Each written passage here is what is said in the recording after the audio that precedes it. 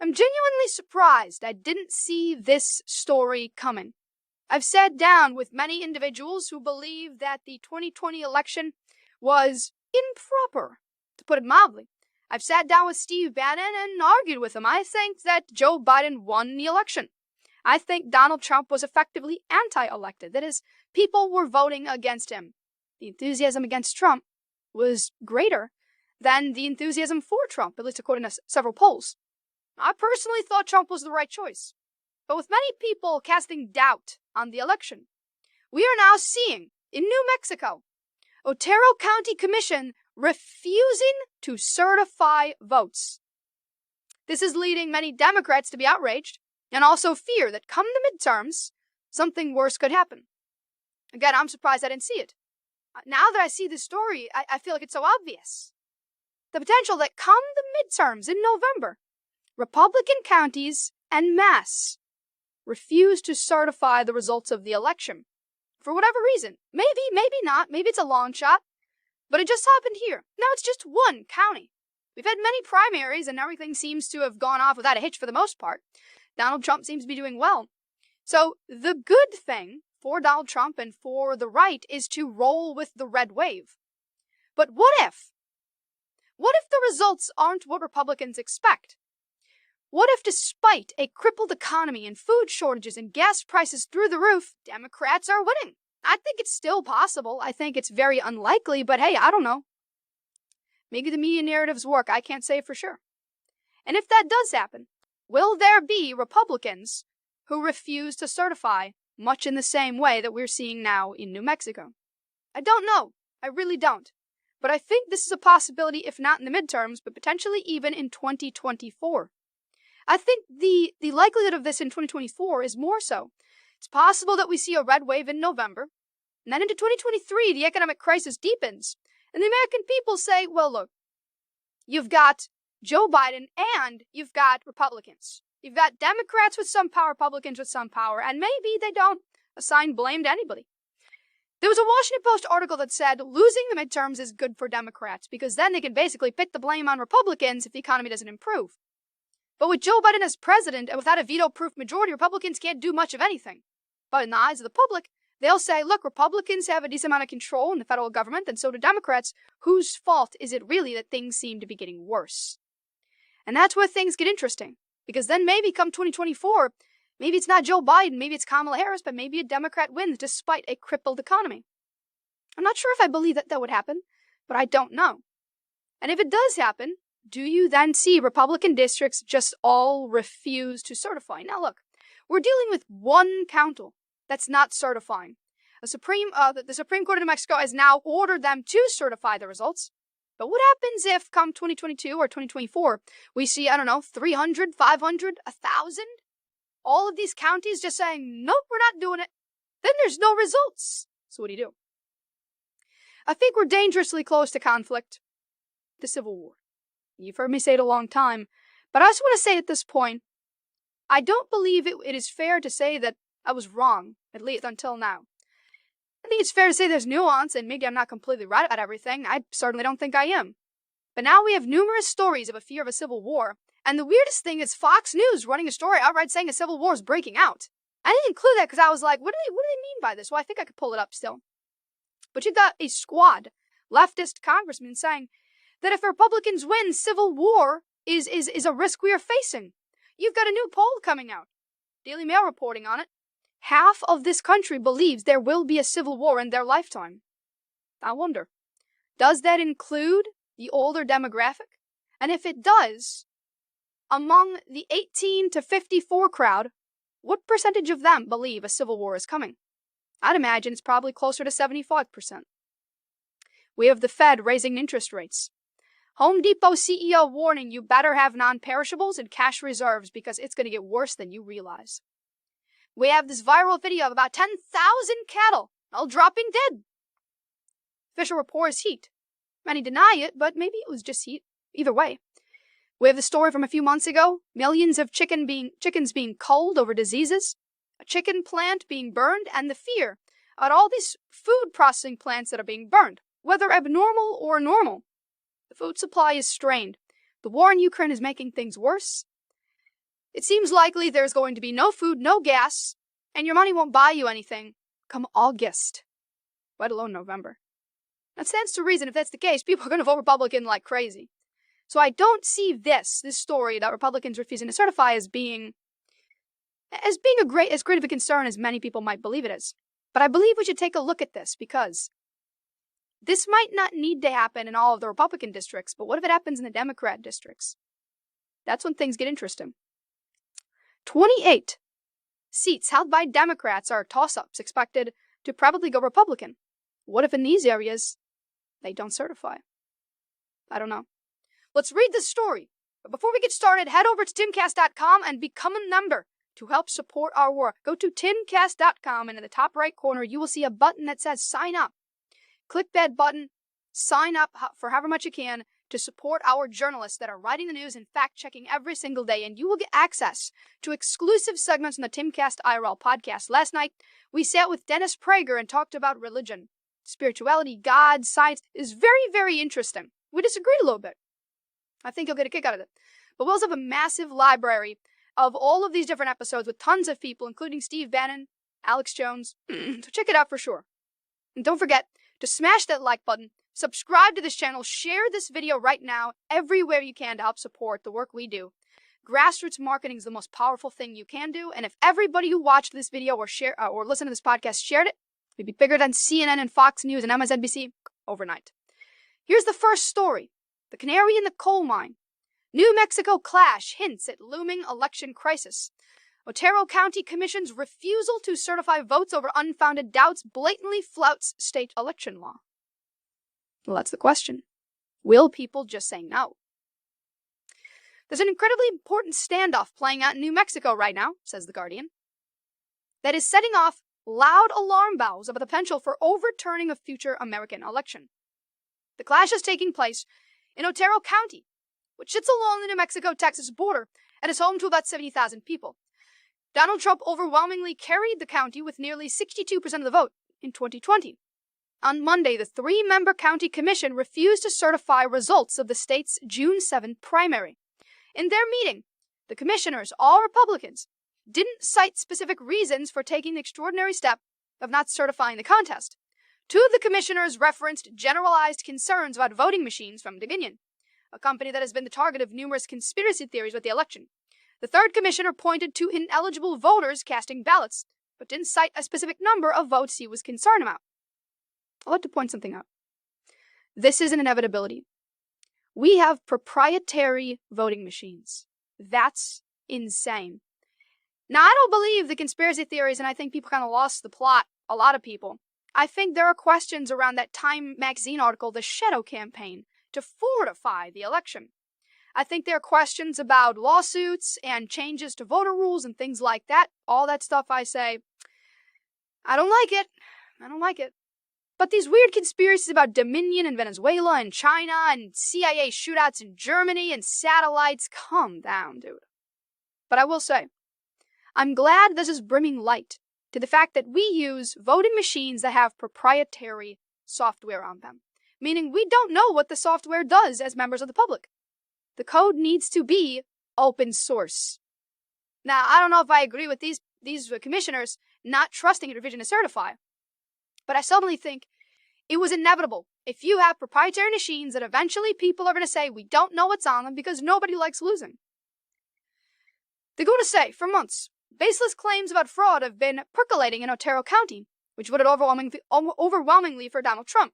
The county commissioned to review the 2020 election by inexperienced people who are making inaccurate claims about the county's voting machines. The county commission has since voted to get rid of all Dominion voting machines and count all ballots by hand, which experts warn is less reliable than a machine count. New Mexico law already requires a post-election audit, which the state completed in 2020. Quote, I don't trust Dominion, period. Vicky Marcourt, one of the county commissioners, said during Monday's meeting. I don't have specific examples that I can point to other than the recent audit in the canvas and the uncertainty of what was produced, said Coy Griffin, another commissioner. Griffin is the founder of Cowboys for Trump, who was convicted of a misdemeanor for entering the U.S. Capitol complex on January 6. His sentencing is set for Friday. It's a canary in the coal mine for what could be coming in November and 2024, Maggie Toulouse Oliver, New Mexico Secretary of State, told me. She said she'd never seen anything like this before. Quote, "What we're seeing in Otero County is a complete breakdown of the rule of law and the democratic process. This isn't just about one little county in a state of 2 million population. It's about what happens as a result of this. What model are they setting for other similar entities around the state and around the country?" This is bad. And I'll tell you why. The fraud narrative has suppressed the vote, sowed doubt on our elections. I certainly think people play dirty games. I certainly think that there's fraud and there's impropriety, and we need law enforcement to go after it. I don't appreciate Democrats acting like none of it ever happens, but I certainly don't think it's as crazy as most people do. And I think Donald Trump in 2016 is proof you can win. I mean, that was a wake-up call. I was disenfranchised till I saw this man pull it off. Now you see the wave of pro-Trump populist Republicans winning. Donald Trump's endorsements overwhelmingly winning. Right now is the time you need to be saying, go out and vote, voting works, and you're gonna win. The red wave is predicted by everyone.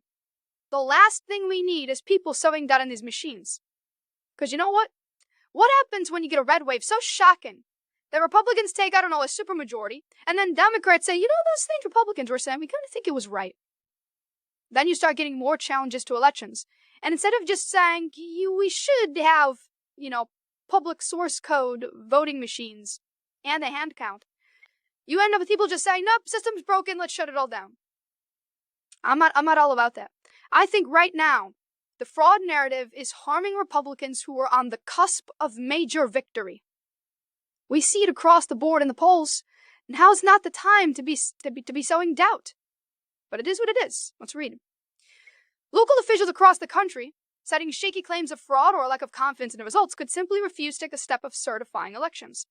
People who deny the results of the 2020 election are making a concerted effort to take over these little-known positions, from poll workers to local canvassing boards to secretaries of state. And that's fascinating. Well, let's advance the story here. Timcast.com reports Republican counties ordered to certify primary by New Mexico Supreme Court. The Otero County Commission expressed concern over the accuracy of the Dominion voting machines. Well, okay, they've got to certify it now. We'll see if they do. But this brings me to the story they fear from June 1st. Steve Bannon's election takeover dream is starting to take shape. Recordings obtained by Politico suggest the GOP is embracing the precinct strategy, promoted by the former Trump advisor and right-wing podcast host, a plan that could lead to chaos at the polls in November. Embracing the precinct strategy, reports Vanity Fair, promoted by Steve Bannon, the GOP is reportedly preparing to sow chaos in the 2022 election by creating an army of poll workers and Republican lawyers to challenge voters in Democratic precincts, according to recordings obtained by Politico. The Republican National Committee has been recruiting and training poll watchers to contest votes and building a network of party-friendly attorneys to help them. The operation has been cast by Republican officials as an effort to even out party imbalances among poll workers in urban centers like Detroit. But its true aim seems clear: to gum up the democratic process in Democratic areas and lay the foundation for results to be challenged in swing states like Michigan that were key to Joe Biden's victory in the 2020 election. I seem to recall an article from Time magazine called "The Shadow Campaign to Save the Election," or something to that effect.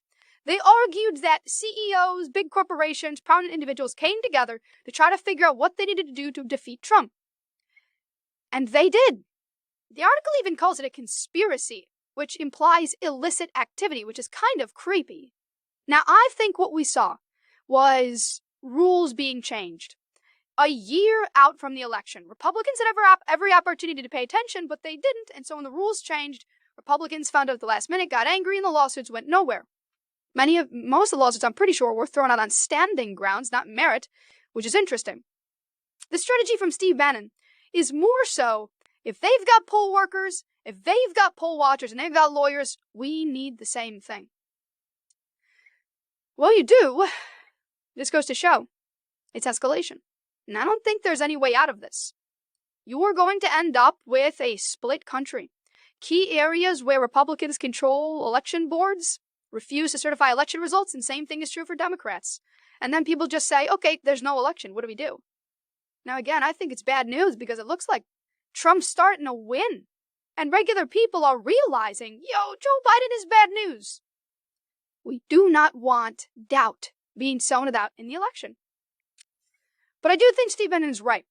Getting people active in the electoral process is a good thing. It's crazy they're framing it as a nefarious thing. Bannon's basically like, hey guys, get involved in your local elections. And I'm like, yes, you should be. It's remarkable, isn't it? Look at this. The undertaking illustrates the extent to which the GOP is institutionalizing Donald Trump's 2020 election lies and provides a glimpse into the party's efforts to hijack the infrastructure of the election system. This is completely unprecedented in the history of American elections that a political party would be working at this granular level to put a network together, Penniman said. It looks like now the Trump forces are going directly after the legal system itself, and that should concern everyone. Democrats have tons of lawyers that were filing tons of lawsuits. Republicans also filed lawsuits, but it's shocking that Republicans are engaging in the electoral process with legal means and poll workers. Is it because they didn't used to? I want to mention, I was reading. They say in the wake of the 2020 election, Trump and his allies mounted a relentless effort to contest the results in several states he lost. But with the new operation, the party could essentially do that in real time with trained poll workers. I could only recommend that everyone get involved. I don't care about your political party. And they go to mention, quote, it's going to be an army. This is their plan. There are other things that I think are taking shape that will bring about chaos. This may just be one of them. In this story from the New York Sun, shut down D.C. protest group plans to blockade Supreme Court on day of possible abortion ruling. Well, that's illegal. You cannot protest at the courts or the home of an officer or a member of the court for the sake of swinging the results. Not like anyone's going to do anything, right? So that's coming. We have this from Politico. Supreme Court could foster a new kind of civil war. With 3 decisions this month, the court could break the back of Washington's authority over regulation. Then the battles over some of America's biggest issues shift to the states. Whatever. A new kind of civil war, perhaps. Well, leftist congressman, member of the Squad, Rep. Bowman, predicts civil war if GOP takes control in midterms. Yeah, their rhetoric sure has escalated.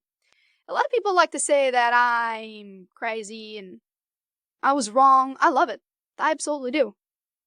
It's fascinating to me that in 2010, I said I felt a civil war was coming because of what we were seeing in terms of political escalation between with the younger generation. I had conservatives tell me that I was crazy because the security state would never allow it.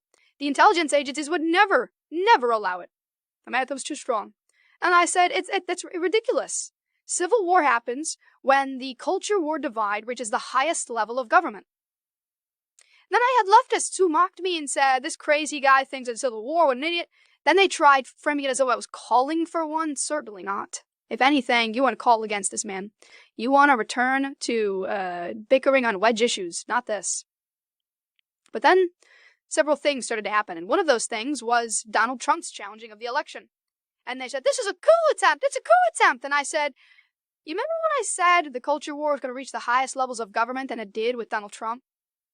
I wasn't making a bold prediction. I was looking at what happened 2 years prior with Donald Trump's election. Then January 6th happened. And now they won't shut up about it. Now the left is claiming civil war is coming. And then I think it's fair to say, strong likelihood. The New York Post reports most Democrats, Republicans say U.S. democracy won't last. Well, they say something else. The poll found that 52% of Republicans, 50% of independents, and 46% of Democrats believe there will be a civil war in the United States in their lifetime. Okay. So about half of each voting bloc, about half the country, thinks there's going to be, more than half. If we're looking at 52% of Republicans make up a quarter or so of the voting bloc. It's been going up, so let's say 30%. Democrats are like 35, and independents, I think, are like 40. Yeah, more than half the country. What I'd like to see, excuse me, remove everyone over the age of 55. And what does that number become? I'm fairly certain that number will skyrocket. And you'd be looking at 2/3 of the younger generations believing that we are en route to some kind of civil war. And there are many reasons to believe that it will come. The Daily Mail reports, so this is the same story. A poll conducted by the Southern Poverty Law Center Oh, I'm sorry, this is actually the older story. Okay, so, excuse me. This story from the New York Post is a Yahoo News YouGov survey. This story from the Daily Mail is an SPLC, Tulchin research story from June 1st, which found basically the same thing. All right. Harvard Youth Poll finds young Americans are worried about democracy and even fearful of a civil war. Okay, NPR. Imagine another American civil war, but this time in every state from January. All right. Here's the story. Here's where I think we start paying attention to what may actually trigger something more serious. Let's start with the food. The Kansas City Star reports thousands of cattle suddenly die in Kansas. Officials say heat is to blame. They say, according to Reuters, it could be about 2,000 animals. But the Kansas Star, which absolutely is NewsGuard certified as one of the most credible, says the number could be much higher, up to 10,000 or more, according to DTN, an outlet that specializes in agriculture industry analysis. While heat-stress deaths are known to happen, they don't to this scale. This is a very unique and unfortunate event. Cattle are generally hardy animals and able to handle heat, but there's a limit. The problem in this case is that temperatures were high during the day but didn't drop at night, or at least didn't drop far enough, largely due to uncharacteristically high humidity. Hagen said, this worsens with consecutive days of high heat, and as such, the cattle couldn't get any relief. Take a look at this. A video of all of the cattle just slumped over and dead. Now, I don't know if you can eat it. I don't know if you can do anything with it. This is devastating. Ian Miles Chong tweeting out, extreme heat caused it. Robbie Starbuck says, they did not die of extreme heat. I talked to multiple ranchers as I saw this video, and they all say this needs to be investigated ASAP to get to the bottom of this, because there's no way heat caused 10,000 plus cattle to drop dead. It's not normal. Well, that's an opinion. We don't know for sure. It may just be heat.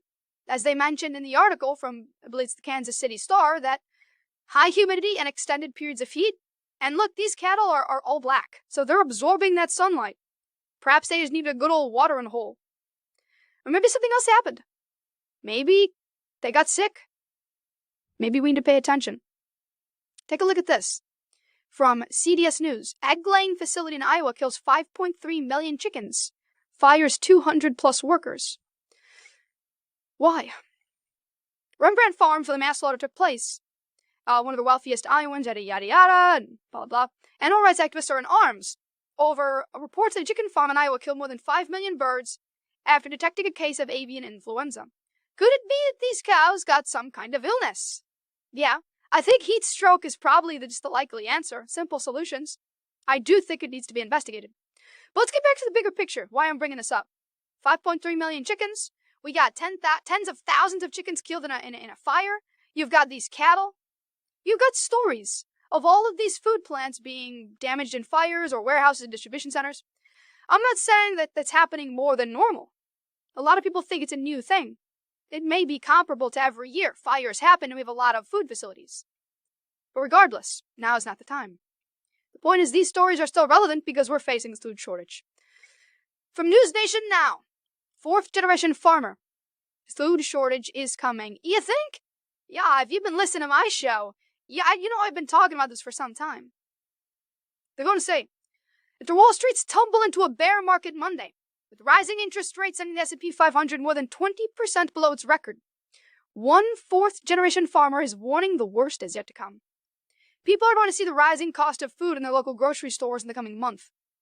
Along with a farming background, Du Bois Jr. is the president of the National Black Farmers Association and a member of President Bill Clinton's Tobacco Commission.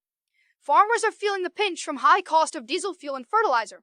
Truckers are feeling the pinch, and you have a certain region in the world that's not planting crops at this time in Ukraine. So there's going to be a shortage of wheat and commodities that they've been producing there as well. But the Federal Reserve's plan to raise interest rates, a blunt tool that risks a recession if used too aggressively, and we're in one, as far as I'm concerned. It's supposed to remedy a fast rising inflation, and it's also souring sentiment for shoppers across the country. I'm going to mention all of these things. Eggs are up 32%, poultry 16.6%, milk is up 15.9%, fats and oil 16.9%. Overall, the cost of food is up 12%, the largest increase since 1979. That means, if you did not get a raise of at least 12%, you got a pay cut. To be fair, if you didn't get a raise of 8.6%, the official inflation rate, you got a pay cut. You didn't literally get a pay cut, but your money is not going to go as far. The challenge is that if you didn't get a pay raise, the company likely isn't bringing in more money. Now, look, I believe if a company is seeing profits increase, they should make sure they're covering the cost of inflationary raises for their staff. It's not always that easy. Here at Timcast, for instance, we aren't seeing revenues go up. We're actually seeing revenues go down. Why? Because with inflation, with the economic devastation, there's less advertisers. Advertisers are willing to spend less, and our revenues begin dropping. How can we then afford to pay people more money when we're making less money? Now, of course, we can cut back on investments, and we'll likely end up doing something like that if we can't find a way to grow the company. But we're in a recession. Fortunately for us here, and thanks to all of you as members at timcast.com, we're doing well enough. We are. But I always say to you guys, as much as I love, appreciate, and need your support at timcast.com, I really do hope you're taking care of yourself, because, we're only doing this because of all of you and for all of you. As much as it is for myself, to be completely honest. I mean, look, I enjoy doing the work, I enjoy making the money, but for the most part, I enjoy just calling out the lies and the manipulations. But I can only do it because you guys support it, because all of you watching. If you think it's worth the supporting, then support it. But if you need to support yourself, dude, I totally get it. We'll find a way to make it work, or maybe not. What is the most important thing right now, as there's the potential for midterm chaos, the political divisions, food, fuel shortages, inflation? It may come to a point where you say to yourself, with this $10, I'm sorry, I gotta buy my family as much food as I can get, and that I understand. Boyd went on to explain that staples such as corn syrup, and soybeans are all types of products local farmers produce daily, which in turn helps place the major products on the shelves that shoppers are accustomed to seeing. You know what though? Personally, cut back on the corn syrup. A lot of corn products, soybeans. I think people eat a lot of garbage. That is to say, some people have no choice. But here's where we're headed next. Fed rate hike will have devastating impact on consumers, former Home Depot CEO warns. Bob Nardelli urges sustainable habits in the wake of the Federal Reserve's 75 basis point hike to tackle inflation. I would tell the consumer, make sure that you're building up cash reserves. Build up a supply of non-perishables in your home. Make sure that you're prepared for sustainable inflationary periods. Nardelli's remarks came ahead of the Federal Reserve's announcement Wednesday, which stated it will raise 75 basis points, 0.75. The Fed's decision comes in response to record high inflation. Quote, every time you go to the store, what you're going to see is they're trying to avoid sticker shock. So you're paying $5 for something for a consumable item. The fact is you may have 10, 20, 30% less in that bag or in that can. So that's really the inflationary number that doesn't always get accurately reported in the 8.6%. This is the important factor. Shrinkflation is not in that number. When they say food is up 12%, they're not telling you? Well, there's this guy who posted this video where he shows a box of cereal, it's like 14.5 ounces, and that was like a year ago, and now it's 12 ounces, but they're the same box, same price. So they say, the cost of cereal hasn't gone up. In reality, it has, quite a bit. But not only has it gone up, it's gotten smaller. Inflation is much worse than all of you realize. Well, actually, most of you probably realize, but the average person probably not seen it. I bring this up because I believe what will truly lead to major conflict. It is not just that people don't trust elections or that you have political conflict and violence. It's that people are going to be hungry. Hungry people are scared, and scared people can react violently. In this story from Fox News, I found this one hilarious. Backlash. Why media are targeting Trump aides' testimony as civil war breaks out. I thought that was a bold headline, to be completely honest. Donald Trump's former Attorney General Bill Barr said the president was detached from reality. Howard Kurtz writing, civil war is breaking out. Okay. They're just outright saying it? I call this political civil war. What's happening with the January 6th committee? What's happening with the arrest of Ryan Kelly in Michigan? What's happening with the Democrats going after Republicans? The smears, the lies, the media manipulations? Yo. It's a civil war. For now, it's confined to the political space. Call it civil strife, whatever you want. I don't know how it manifests, but I know that you have people right now protesting illegally in front of a judge's home. And protests can be illegal. They can, like blocking a road. But you get a slap on the wrist, they arrest you, and you carry on. Does it, I've seen tons of people who've gotten court supervision charges, and they arrest you and say, you can't do this.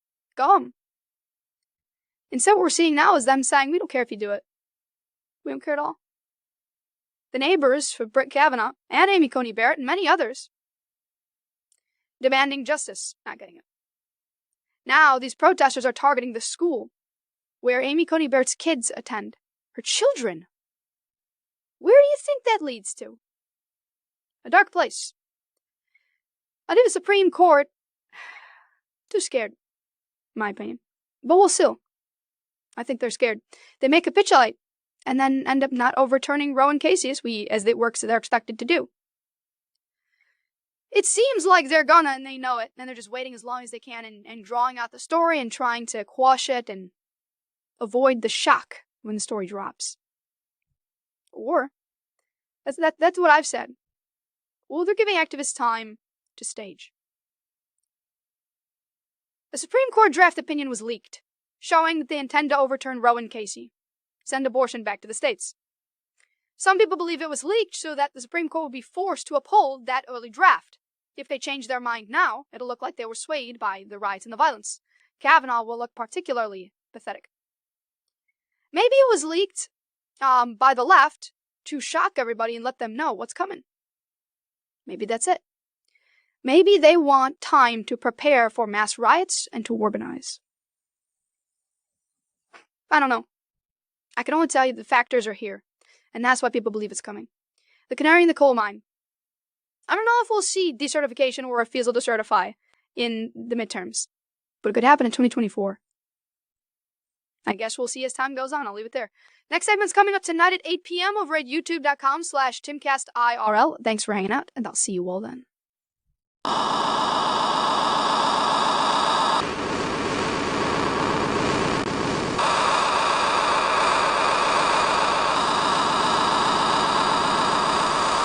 While many of us here at home are entrenched in domestic politics, we still have an international conflict happening in Eastern Europe between Russia and Ukraine.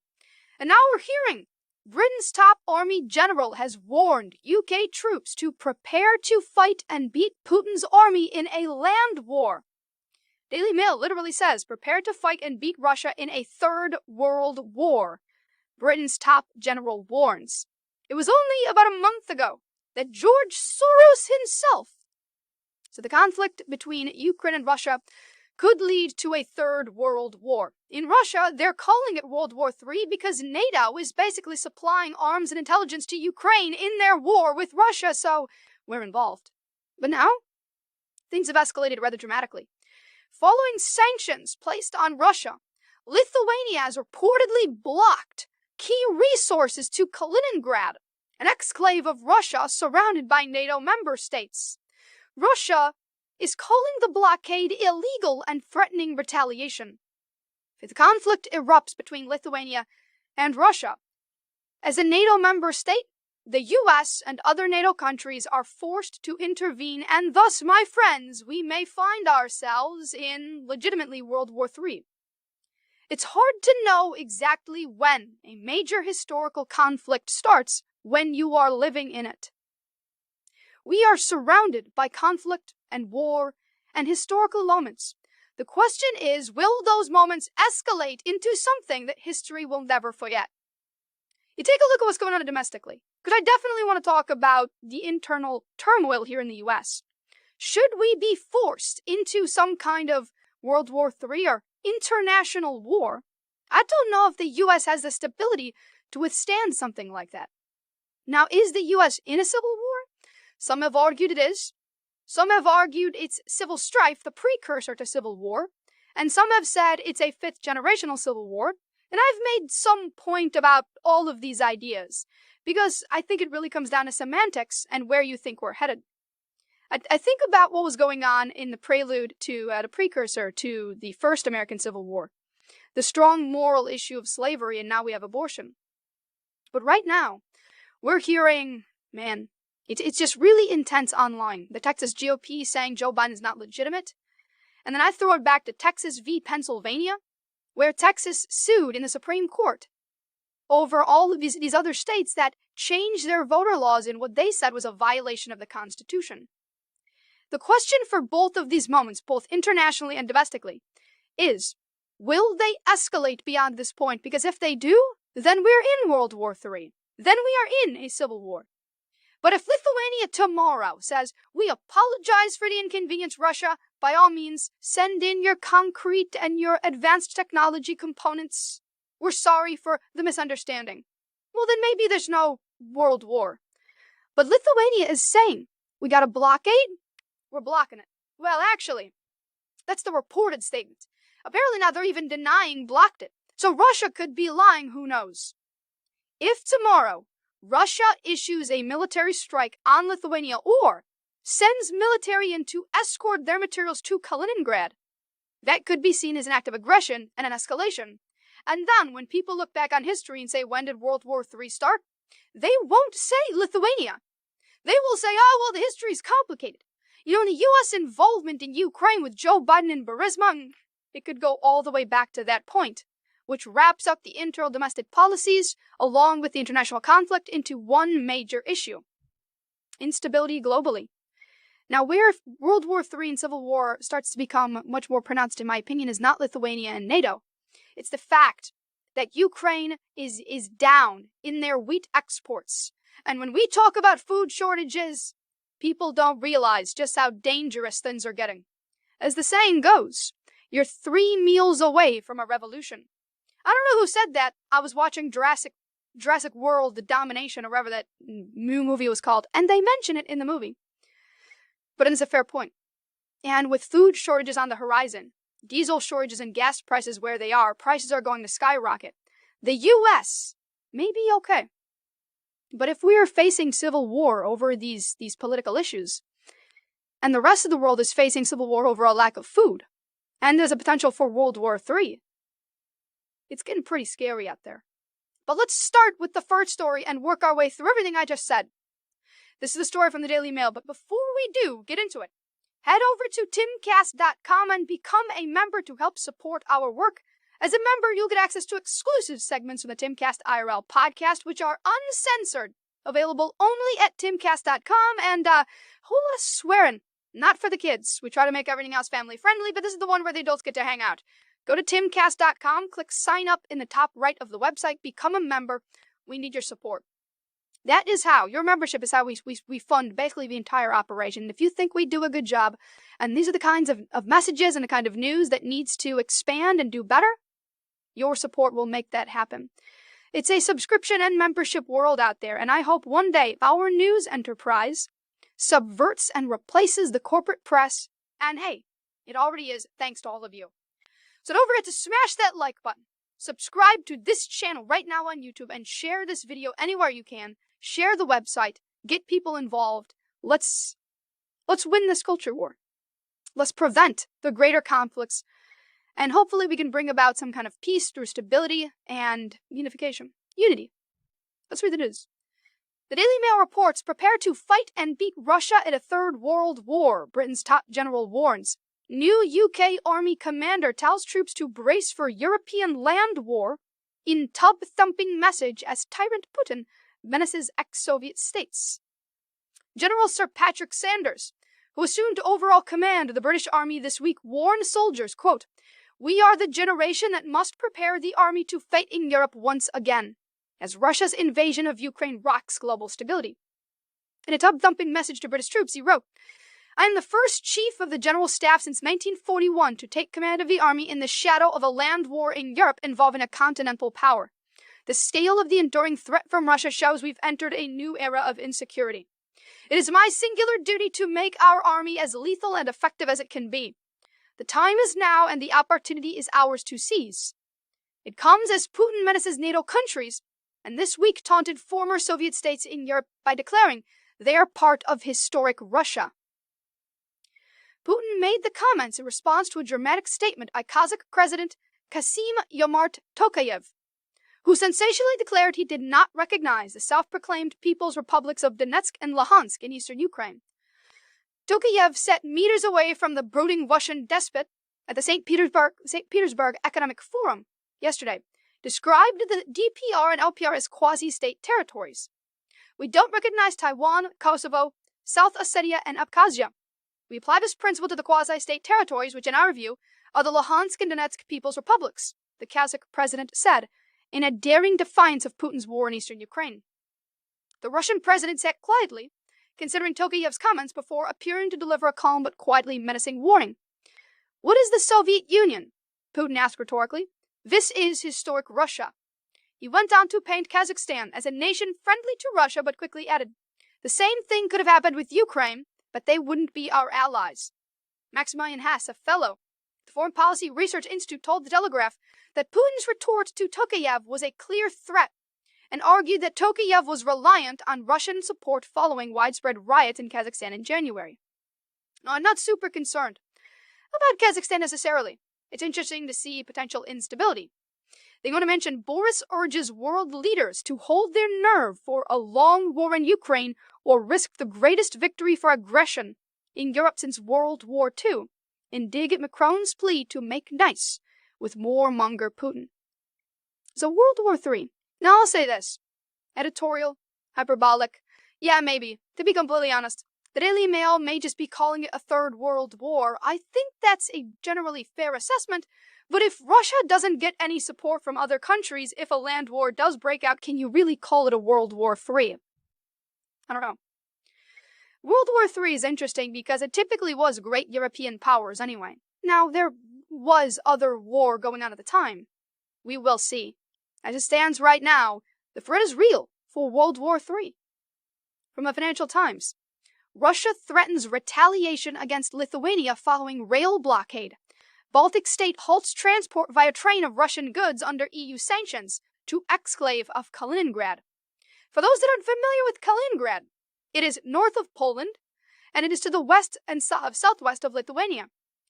It is a Russian oblast, basically a state, on the Baltic Sea, but separated from Russia and surrounded by NATO member states. Estonia, Latvia, Lithuania, Poland. Belarus is also right here. Russia transports goods through Lithuania. Let's read the report. Moscow has threatened to retaliate against Lithuania after the Baltic state halted the rail transport of Russian goods under EU sanctions to the exclave of Kaliningrad. Russia's foreign ministry summoned Lithuania's charge d'affaires in Moscow on Monday to demand an immediate cancellation of the restrictions or face actions to defend Russia's national interests. Grigory Karasin, a former senior diplomat who chairs the Foreign Affairs Committee in Russia's upper house of parliament, said the demarche was harsh and warned any response would be quite decisive, according to Russian news agency Interfax. Lithuania, which controls the only overland rail route linking Kaliningrad with mainland Russia, at the weekend began limiting the export of goods covered by EU sanctions in retaliation for President Vladimir Putin's invasion of Ukraine. The restrictions affected oil, cement, steel, iron, coal, and other goods amounting to slightly more than half of total Russian rail supplies to Kaliningrad, the ministry said. I had to pause. I called this one. At least the potential for it. I'd like to say I called it because they're always like, what did Tim even get right? I get a lot wrong. But when I get it right, it's just obvious. This is what I pointed out months ago. If Russia is getting involved in conflict and Belarus is involved, how long until Belarus tells Lithuania or Poland we need a direct and secure land route into Kaliningrad? You think Russia is going to let one of its states be cut off? Imagine if the U.S. was sending a freighter to Hawaii with supplies, and China blocked those boats from coming in, saying, we control these waters. Now, I know it's a bit different, because it's open Pacific. This is Lithuania's actual border of their country. But imagine what would happen if our supplies were unable to make it to our... Imagine if Canada blocked our shipments going into Alaska. For some reason. I mean, that would be very, very serious. And then we say you can't do that now. Canada and the U.S. are basically buddy-buddy. I understand it's not going to happen.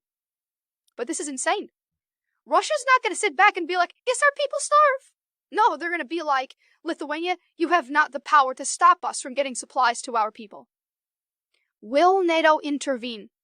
They have to, according to the terms of the agreements of NATO. And if the United States said we're not getting involved, then NATO's basically worthless, and I'm sure Russia would try to prove that. Josip Borrell, the EU's chief diplomat, gave a full-throated defense of Lithuania's actions on Monday, saying that while he was always worried about Russia's retaliation, Lithuania was not guilty. Lithuania has not taken any unilateral national restrictions and only applies EU sanctions. Lithuania is doing nothing else but implementing the guidelines of the Commission. Oh, that is just brutal. Look, the EU told us we can't do it. This has nothing to do with us. That's amazing. Sandwiched between Lithuania and Poland, Kaliningrad has been a source of tension between Russia and Europe since the Baltic states declared independence from the USSR in 1991, leaving it without a direct overland route to Moscow. Russia's Baltic Fleet, which is almost 80 warships and submarines, is headquartered there. Moscow has also deployed nuclear-capable Iskander ballistic missiles in the region, though it is not said whether they carry nuclear warheads. Dmitry Medvedev, deputy head of Russia's Security Council, warned in April that it would be impossible for the region to remain non-nuclear if Finland and Sweden joined NATO, suggesting the possible nuclear deployment could be made official.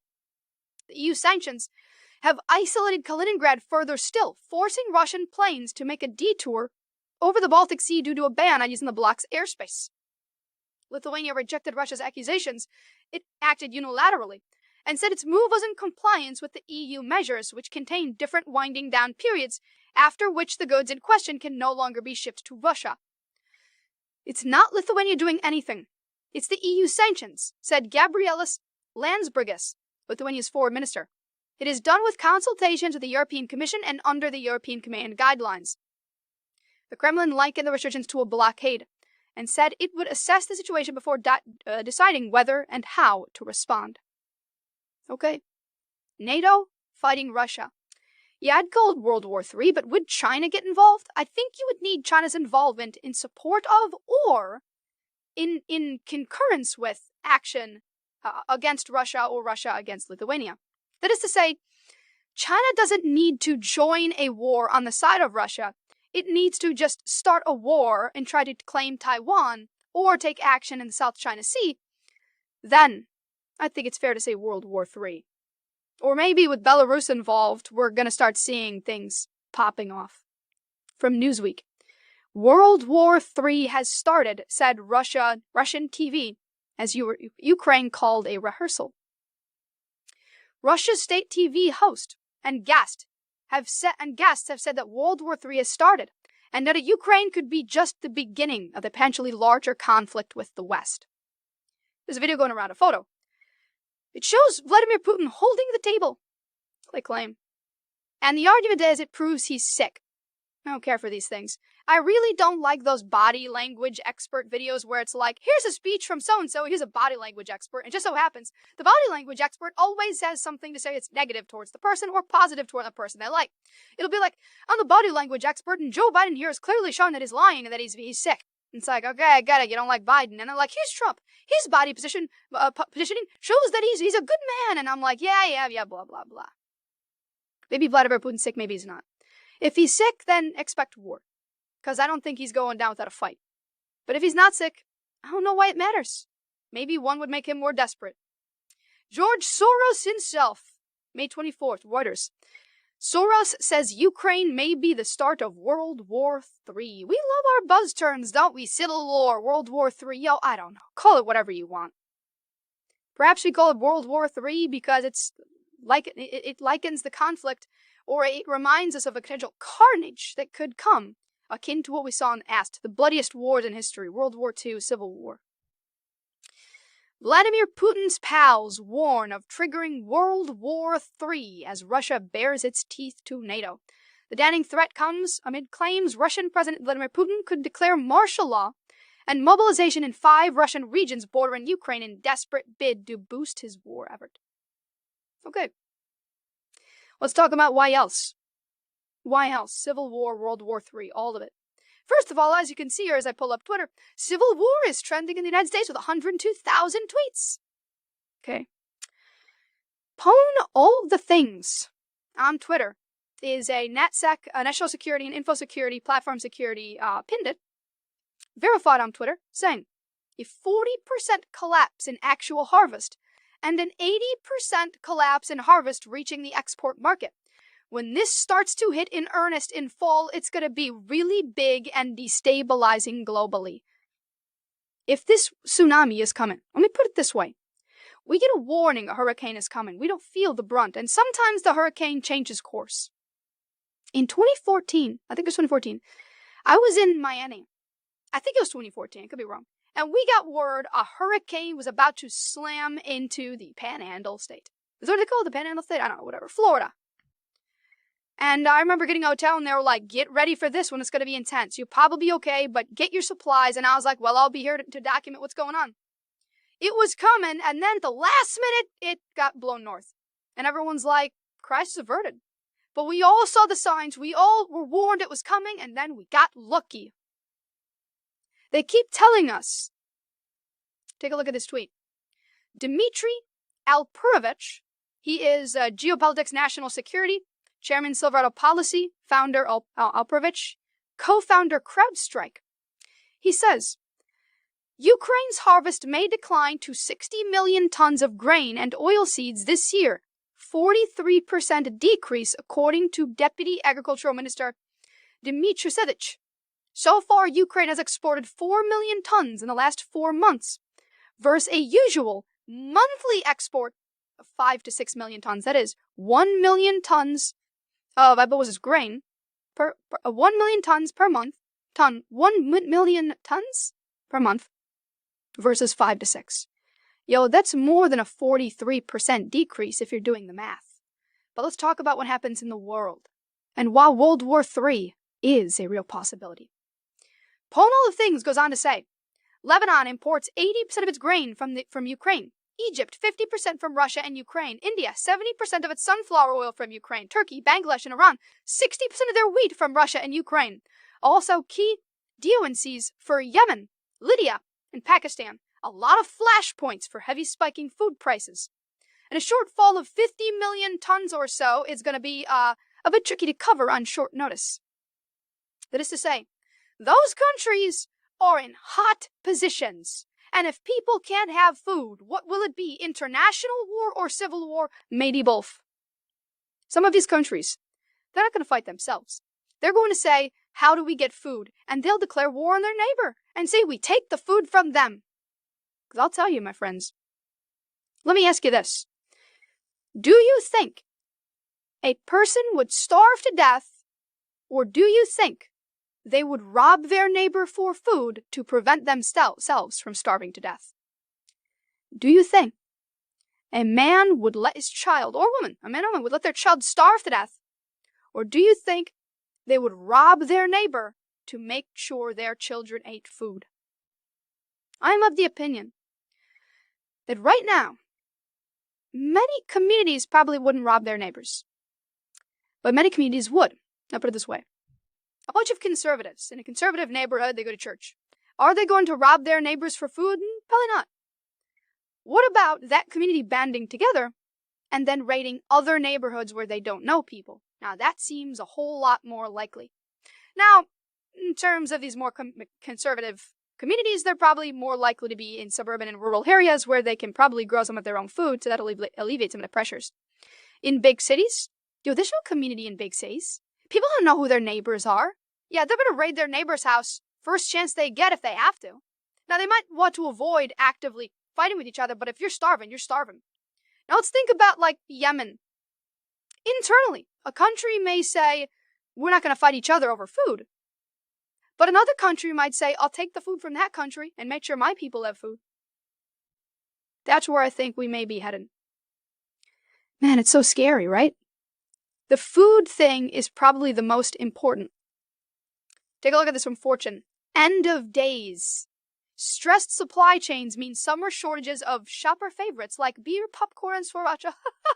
Oh, beer, popcorn, and sriracha. Who cares, right? Who cares, right? Yo, I went to a restaurant the other day. They were sold out of chicken wings. Now, maybe that just means they were just sold out of chicken wings. It's no big deal, right? Or maybe it means something way worse. That's a scary thing. We know that there's a chicken shortage. There's been. And stores started announcing thighs, chicken thighs. Thighs are good. I really like chicken thighs. I don't understand why those aren't a staple. What do they do with them anyway? But wings, that's the demand. Wings are sold out in many places. So then we fall back on thighs. What happens when we're short on that and there's no chicken at all? You know, the creepiest thing is we used to have this barbecue place nearby. It's gone. Just one day it was gone. We don't know where it went. Maybe it'll come back. I have no idea, but it's springtime. Tomorrow is summer. Now's the time for all of these places to flourish. They're not. I really do think it's the food that is going to destabilize everything. World War III is not necessarily going to be because treaties. Treaties can be negotiated, and you know, someone says, I don't want to risk my comfort in this conflict. There's a threshold. If we're all living in luxury, I look at you and I'm like, bro, I'm living in luxury. Let's not fight about it. Let's just go to our infinity pools. What happens when there's no water in the pool? Now you're sitting there like, I don't got water. And that's not so bad, right? You might be like, well, I'm not willing to fight because the TV's on and there's food. The standard decreases. Now you've got no gas. You can't drive your car. Now you can't buy food. Now you're angry and now you say, enough. When you drop below the survival threshold, people snap. The New York Post reports, record diesel prices could lead to food shortages in U.S. farmers warn. You don't get it, do you? And I'm not talking about you, the average viewer. I'm talking about the people who keep denying it. If farmers can't afford diesel for their farm equipment, they're not harvesting anything, let alone a lack of fertilizer, which means the crop yield is going to be lower. If the crop yield is down, as they've told us, maybe they're lying, I don't know, then less food. We were looking at, I think it was late February when the war broke out, they said crop yield could diminish by 40%, which means prices will spike. Now, with record diesel prices, farmers are going to say, if I harvest this field of wheat, it's going to cost me twice as much because diesel went from $2.50 to $5. I've got to sell that wheat for double the price to make any money on this. Not only then is there a shortage of wheat with lower crop yield, but they've got to charge more for it. Now, get this. If they're like, it costs me X amount of dollars to maintain this operation at the farm, with a lower crop yield, our profits are taking a hit, but we still need the same base rate to fund the equipment. Let me explain it. I'll use Detroit as an example. Detroit has a water supply system. Detroit has, let's say, X million people. The cost of maintaining the static water disbursement system is divided among X people. If the amount of population is cut in half, the price of maintaining that system doubles per person. Get it?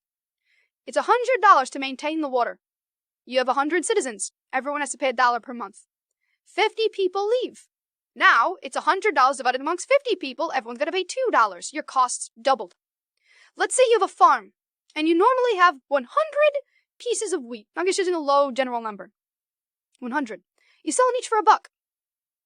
That maintains the machines, the land, your taxes, all the stuff you got to pay, your employees, their salaries. This year, you only have 40 pieces of wheat. You still need to cover the cost of the operation, which means you need the same amount of money from selling the wheat if it's 40 versus 100. To put it simply, no matter how much less the farm produces, they will need a base amount of money to cover basic costs like maintenance for the machinery and employee salaries. Now, they may lay people off and say, we don't have as much to harvest, but there are still certain base costs. Infrastructure and maintenance will remain the same. That will make the price of wheat go up. Now there's a shortage. The price of wheat goes up. Now there's gas prices. The price of wheat goes up. And it's not just wheat, it's everything. So you are looking at going to the grocery store, and not only will they say, we don't have any bread, when it does come in, it's going to be $20 a loaf. And I don't know if it'll actually be $20. My point is, I went out to eat. It was 3 people, and the bill was over $100. And that to me was just crazy. 3 people, we each got an entree, and there were 2 appetizers, to be fair. 2 apps, and 3 entrees over $100. And I was just like, wow, man. A few years ago, we'd go out, 4 or 5 people, we'd get a meal and it would be $60. No, for real. And you don't notice. People really don't notice how crazy things are getting. Now, I mentioned this in a previous segment, so you hear it again if you're listening to the podcast, but I was just watching Avengers Infinity War. 2018, I think it was 4 years ago. And I was thinking about the time we were in. Back then, I remember going to the theater, being all excited, visiting my friend. I saw it in a small, suburban, rural Maryland theater. And I just remembered what was going on back then, and I was like, wow. It was crazy in a lot of ways, but it was not this crazy. We didn't have international conflict. We didn't have Texas v. Pennsylvania, half the country suing half the country. Texas GOP saying Biden's not legitimately elected. We didn't have these things. It has dramatically escalated across the board in terms of international conflict, food prices, everything. And I think we are frogs in a pot. It is boiling and we don't notice it. When I go out to eat, and it's 3 people, me and 2 other people, and it was like $110 for this meal. And then I'm thinking about it, I'm like, is this normal? I remember in 2018 going out to eat, 5 people or so, and we'd spend like $80. It would be like $11.99 for a burger and fries. Now it's like $17.99. I'm wondering if people are noticing. I went to the grocery store a few months ago. I asked as we're ringing things up, I asked the lady at checkout, I was like, yeah, have you noticed prices going up? And she's like, prices are going way up. We filled up a cart of groceries, $700. $700. To be fair, we get a lot of snack meat. We get a lot of, like salami, so that the guests, when we have guests over, we have like salami and cheese. But it wasn't. I remember we filled up a cart in 2018, it was half that. We do the same thing. We buy a bunch of the snack meats when guests come over. You can eat, meat and cheese while you wait and have a drink or something. Prices are absolutely skyrocketing. What people need to understand, too, when they say 8.6% inflation, they are covering for Joe Biden. Let me tell you. There's this guy. He's tracking inflation, but he tracks it in all the right ways. There's several ways. There's direct cost increase. There's shrinkflation. And then there's something else I wrote, it's a sell-by date inflation. So here's how it works. Inflation you get, the prices are going up. A box of cereal that was $4 last year is $5 this year or something like that. Then there's shrinkflation. A box that was 14.5 ounces of cereal is 12 ounces now, but the box stays the same size. You see how they do it? You're buying the same box, but you don't notice the volume is gone down. Then there's sell-by date. They used to say, you get 6 months. This product can be stored safely for 6 months and you get a can of something. Now it says 1 year. They're extending the length. They're taking things that normally wouldn't make the cut and they're selling it because they want to keep the money flowing. The shrinkflation is the scary and important part. When they say a box of cereal is up 20% over last year. Oh yeah? Do the math. If they reduced the size from 14.5 ounces to 12 ounces, it's not up 20%. It's up more than that. Because it's also a 17% decrease in the amount you're actually getting. Which means, if you decrease the volume and increase the cost has actually gone up way more. But they're only talking about the base goods. Sure, a gallon of milk is still a gallon of milk. You can't really pull off some garbage there. You know what pisses me off, though? I buy some coconut water. They cut it with sugar. Yep. We buy coconut water, and it's like 100% pure coconut water. I go to buy some more, and they're sold out. So I see this other brand, comparable coconut water. I'm like, I just grab that. It's, coconut with pineapple juice in it. We take a look at the ingredients, and it's 3% sugar water. And I was like, whoa, yo. That's another way to do it. You're going to start noticing butter blends. It's what happens during war. You're going to go to buy your fresh, grass-fed butter. And it's going to say, gas-fed butter, pure blend. And then you're going to look at the ingredients, and it's going to say 87% butter, 13% margarine. And they're going to call it a blend. They're going to start cutting it. They're going to do what they can. A stick of butter's got to be a stick of butter, right? Don't be surprised then when you start noticing special milk. It's going to be like, healthy milk blend. And it'll be 83% organic grass-fed milk with 13% hydrolyzed oil particles and, whatever. Fungus additives. They're going to cut your foods with other things because we are facing shortages. One day you're going to notice your all-beef burger. They're going to say 100% pure beef. And you're going to say, that sounds good to me. No.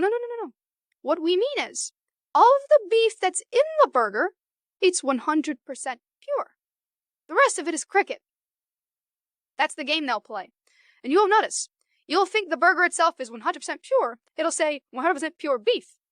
But the burger is 70% beef, 30% cricket. And would you even notice? Most people probably won't. Most people didn't even know they're using cloned beef.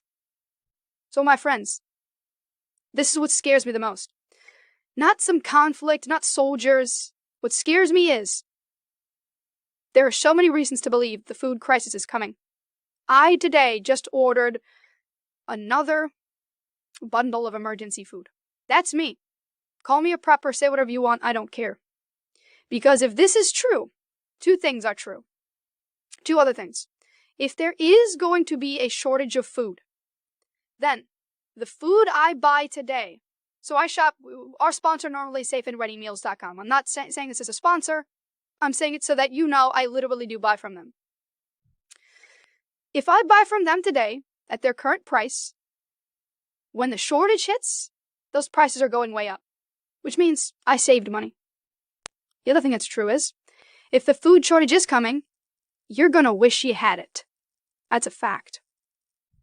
So, say what you want, man. The third thing that has always been true is your worst case scenario is if there's no food, you have it. And if there's no shortage, you eat the food because you eat food. We'll see how it goes. I hope y'all are paying attention. Next segment is coming up tonight at 8 p.m. over at youtube.com/TimcastIRL. Thanks for hanging out, and I will see you all then.